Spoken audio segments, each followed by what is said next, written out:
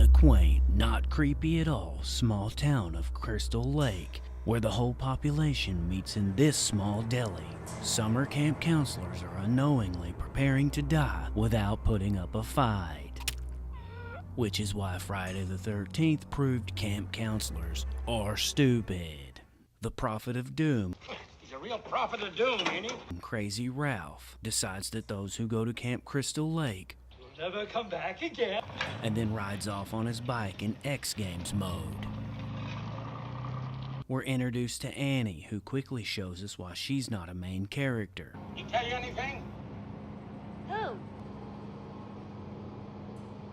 Come on. There's something you're not telling me. It's because she's dumb.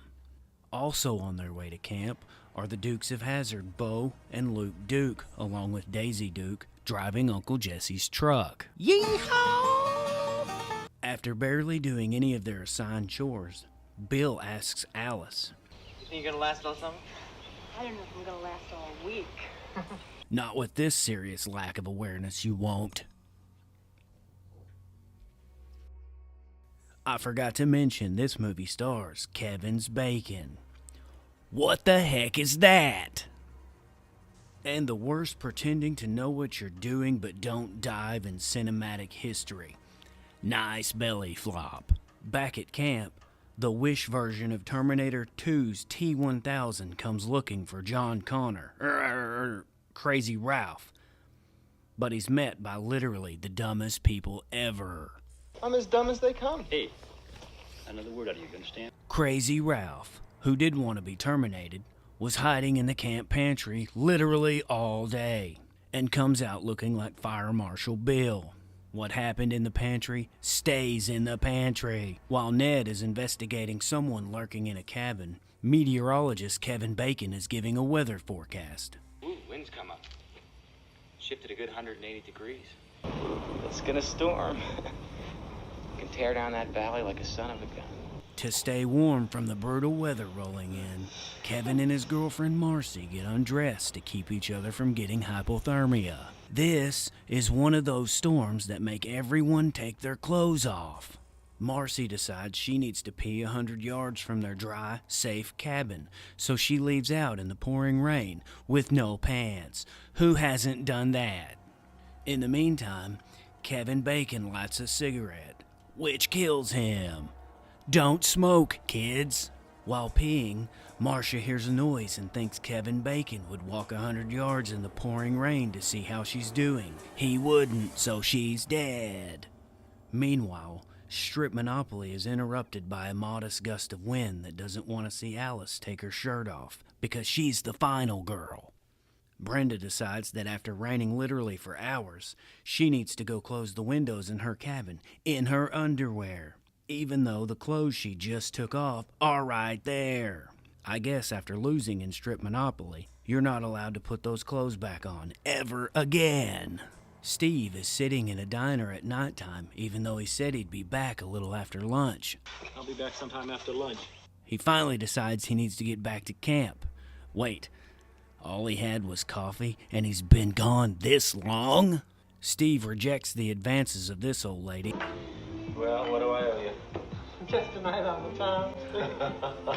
Come on, honey. And only gives her a 75-cent tip. Here's your change, Steve.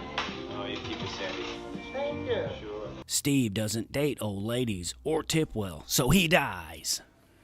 Brenda takes a detour from worrying about the windows in her cabin to brushing her teeth in the same bathroom where Marcia got the axe. The killer cannot get Brenda's attention, not because Brenda is conceited and full of herself, no, but because the killer does dumb crap like this. That won't get anyone's attention. The killer follows Brenda to her room and pretends to be a kid in distress in the pouring rain where she just came.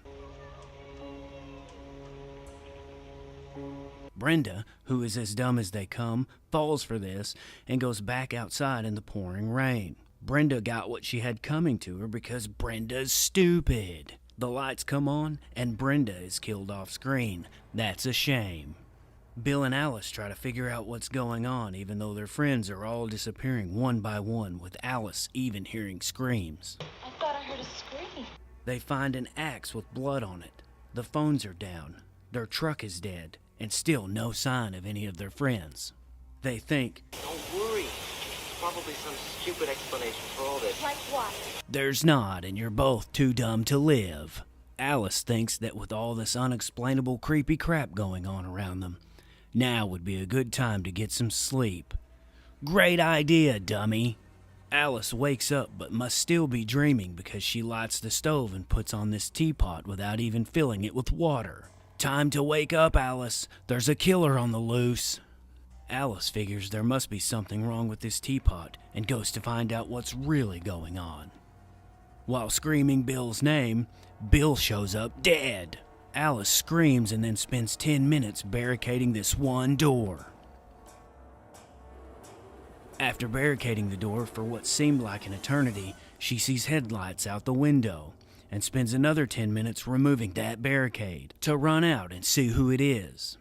It's amazing how headlights will make you forget about your dead friends and the killer who's killing them. Alice meets a nice old lady.